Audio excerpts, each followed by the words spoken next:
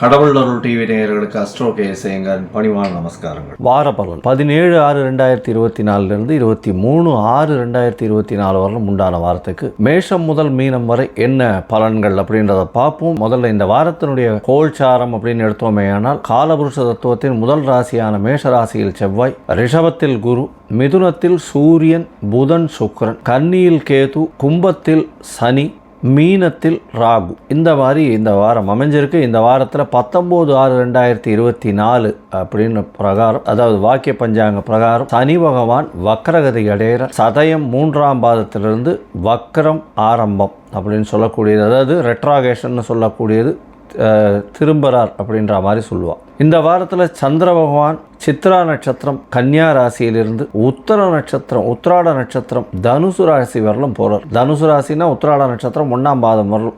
அதனால் கன்னியா ராசியில் ஆரம்பித்து, கன்னியா ராசின்றது சித்ரா நட்சத்திரம் 2ஆம் பாதம் முடிகிற நேரத்தில் தான் ஆரம்பிக்கிறார் கிட்டத்தட்ட இந்த வாரத்தை. துலாம், விருச்சிகம், தனுசு இந்த 4 ராசிகள்லேயும் ட்ராவல் பண்ணுறார். இந்த வாரத்தில் வர்ற விசேஷ நாட்கள் அப்படின்னு பார்க்கணுமே ஆனால் இந்த வாரத்தில் ஏகாதசி, இது ஒரு பெரிய விசேஷம், வைணவர்களுக்கு உண்டான ஒரு பெரிய ஏற்றமான காலம். இது என்ன எண்ணிக்கை அப்படின்னா 18ஆம் தேதி ஏகாதசி வருது. அதாவது எப்பொழுதுமே சர்வ ஏகாதசி அப்படின்றது 18ஆம் தேதி எண்ணிக்கை தான் இருக்குது. இருந்தாலும் ரொம்ப கம்மியான வினாழிகை இருக்குது ஏகாதசி. அதனால் ஏகாதசி சூரிய உதயம் ஆகும்போதே ஆகிறதுனால ரொம்ப விசேஷம். அதனால் அதைத்தான் ஏகாதசின்னு எடுத்து பண்ணணும். 19ஆம் தேதி அன்னைக்கு பிரதோஷ விரதம் இருக்கணும். அதாவது கஷ்டங்கள் நீங்குவதற்காக, எல்லா விதமான வெற்றிகளும் வர்றதுக்காக சிவபெருமானை வேண்டி அன்னைக்கு ஃபாஸ்டிங் இருக்கிறது அப்படின்றது ஒரு பெரிய விசேஷம். 21/6/2024 ஜேஷ்டாபிஷேகம் ஸ்ரீரங்கம் ரங்கநாதருக்கு கேட்ட நட்சத்திரம், ஆனி மாத கேட்ட நட்சத்திரம் ஜேஷ்டாபிஷேகம்னு சொல்லக்கூடியது ரொம்பவும் விசேஷம். இந்த வாரத்தில் 22ஆம் தேதி அன்னைக்கு பௌர்ணமி, 23ஆம் தேதி பார்த்தோம்னா அவமாகம் அப்படின்னு போட்டிருக்கோம். அவமாகம் அப்படின்னா என்ன அப்படின்னா 3 நட்சத்திரங்களோ 3 திதிகளோ ஒரே நாளில் வர்றது அவமாகம்னு சொல்லுவோம். இன்னைக்கு பார்த்தோம்னா அந்த 23ஆம் தேதி இன்னைக்கு பார்த்தீங்களே ஆனால் அவமாகம் திதியில் வருது. பிரதமை திதி சூரியன் உதிச்ச உடனே இருந்து ரொம்ப வினாழிகைகள் ரொம்ப கம்மியாக இருக்குது. ஒரு 30 நிமிஷம் கூட இல்லை. அந்த அன்னைக்கு 6:30 மணியோடு பிரதமை முடிஞ்சு விடுறது. த்விதியை 54-55 நாழிகை இருக்கும். அதனால் அடுத்த நாள் காத்தால் சூரிய உதயத்துக்கு முன்னாடியே த்விதியை முடிஞ்சிடும். அடுத்த நாள் காத்தால் சூரிய உதயம் ஆரம்பிக்கிறதுக்கு முன்னாடி பார்த்தோம்னா திருத்தியை வந்துடும். அப்படி இருக்கும் பொழுது 3 திதிகள் வர்றதுனால இதை அவமாகம் அப்படின்னு சொல்கிறது. இந்த அவமாகத்தில் பொதுவாகவே நல்ல காரியங்கள் செய்ய மாட்டாள். இப்போ நல்ல விசேஷ காரியங்கள், சுப காரியங்கள் செய்கிறத தவிர்த்துருவோம். அதுதான் அவமாகத்தில் ரொம்பவும் முக்கியமான விஷயம். சரி, இந்த வாரத்தில் எந்தெந்த ராசிக்காரர்களுக்கு சந்திராஷ்டமம்னு பார்ப்போம். சந்திராஷ்டமத்தை பார்க்கும்பொழுது இந்த வாரத்தில் மீன ராசிக்காரர்களுக்கு சந்திராஷ்டமம், மேஷ ராசிக்காரர்களுக்கு சந்திராஷ்டமம், ரிஷப ராசிக்காரர்களுக்கு சந்திராஷ்டமம். இந்த 3 ராசிக்காரர்களுக்கும் சந்திராஷ்டமம் இருக்குது. என்னுடைய சேனல் பார்த்துன்னு இருக்கவாளுக்கு பார்த்தீங்கன்னா நீங்கள் எங்களுக்கு அஸ்ட்ராலஜிக்கல் கன்சல்ட் தேவைப்படுமானால் நீங்கள் எனக்கு ஃபோன் பண்ணுங்க. சரி, இப்போ மேஷம் முதல் மீனம் வரை 17/6/2024 23/6/2024 வரலும் உண்டான வாரத்திற்கு என்னன்னு பார்ப்போம். மீனம், பூரட்டாதி, உத்திரட்டாதி, ரேவதி இந்த 3 நட்சத்திரம் 9 பாதங்களை கொண்ட ராசி. ராசியின் அதிபதி அப்படின்னு சொல்லக்கூடியவர் குரு பகவான். ராசிக்கு 3ஆம் இடத்துல இருக்கார். ராசிக்கு 3ஆம் இடத்துல இருக்கக்கூடிய குரு பகவான் உங்களுடைய ராசிக்கு சமசப்தமத்தில் பார்க்கறதுனால கண்டிப்பாக உங்களுடைய திருமணத்திற்கு ஏதாவது தடங்கள் இருந்ததே ஆனால் இப்பொழுது திருமண பாக்கியம் ஏற்படக்கூடிய வாய்ப்புகள் உண்டு. 7.5 சனி வேறு நடக்கிறது. பொதுவாகவே திருமணத்திற்கு சனி பகவானும் குரு பகவானுடைய பார்வையும் சனி பகவானுடைய சம்பந்தமும் இருந்தால் திருமணம் நிச்சயமாக ஈடேறும் அப்படின்னு சொல்லுவாள். ஏன்னா சனி பகவான் கர்மகாரகன். இது கர்மங்களில் ஒன்று அப்படின்னு சொல்லக்கூடியதுனால அது மாதிரி நடக்கும். சனி பகவானும் 7.5 சனியில் இருக்குது. கண்டிப்பாக 7.5 சனியின் பொழுது கண்டிப்பாக திருமணம் பாக்கியம் ஏற்படும். குரு பகவான் 7ஆம் இடத்தை பார்க்கறதுனால நிச்சயமாக அந்த வயசில் இருக்கிறவர்களுக்கு, திருமணத்திற்கு பார்த்து கொண்டிருப்பவர்களுக்கு கண்டிப்பாக திருமண பாக்கியம் ஏற்படும். உங்களுடைய ராசிக்கு 2ஆம் இடத்துல செவ்வாய் பகவான் இருக்கார். அதனால் கொஞ்சம் பேச்சில் ரொம்ப ஜாக்கிரதையாக இருக்கும். தவறான வார்த்தைகள் பேசுகிறாதீங்க. வேகம் அதிகமாக இருக்கும். தவறான சொற்கள் வெளியில் வரக்கூடிய வாய்ப்புகள் நிச்சயமாக உண்டு.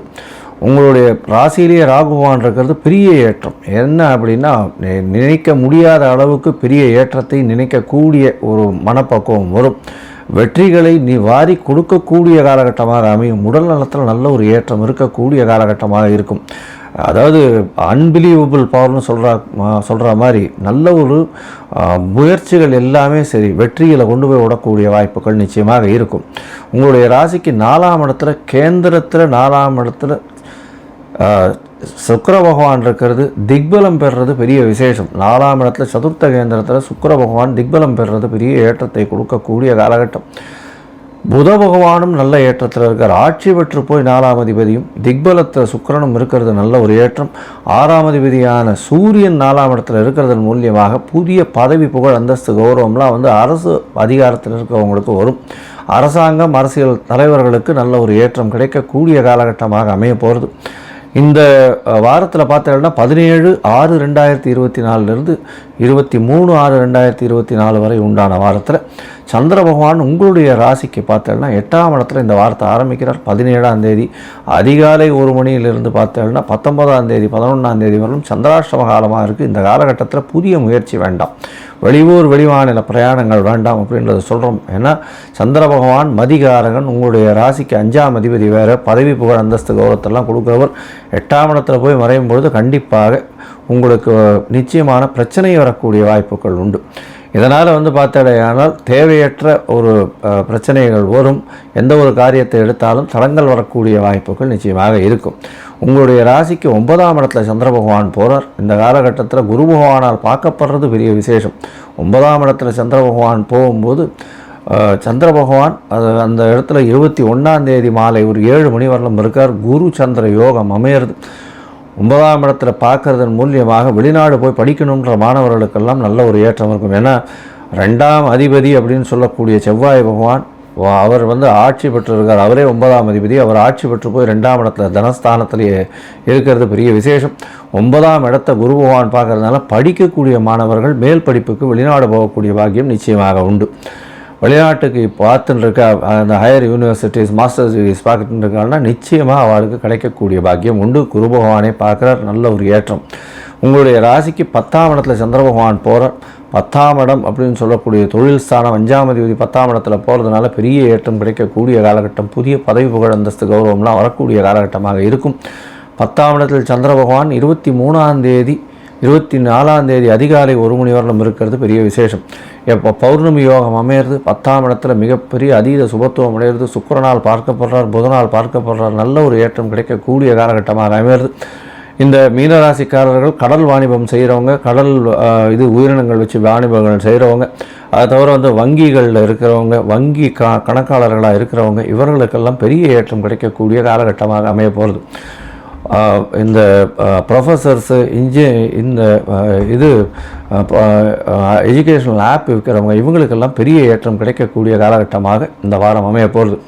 பொதுவாக பார்த்தோம்னா அருகில் இருக்கக்கூடிய ஆஞ்சநேய பெருமானை போய் வழிபட்டு வாங்க. வாரம் வியாழக்கிழமை கண்டிப்பாக வழிபடுறது நல்லது. ஏன்னா சனி பகவானை கட்டியவர்கள் 2 பேர், ஒன்று ஆஞ்சநேய பெருமானும் இன்னொன்று விநாயகர் பெருமானும் சொல்லுவோம். அதனால் ஆஞ்சநேயரை போய் வழிபட்டு வர்றது பெரிய ஏற்றத்தை கொடுக்கும்.